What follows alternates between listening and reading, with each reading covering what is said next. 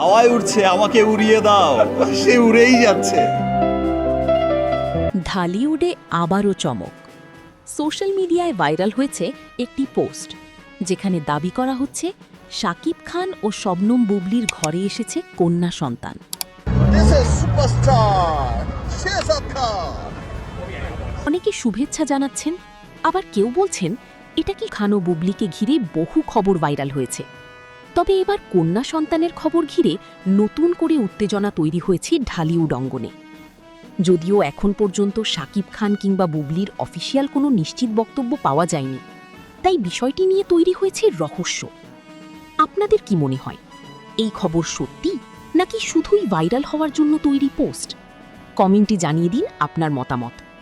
আর ঢালিউডের সব ভাইরাল খবর সবার আগে পেতে সাবস্ক্রাইব করুন জামানা টিভি।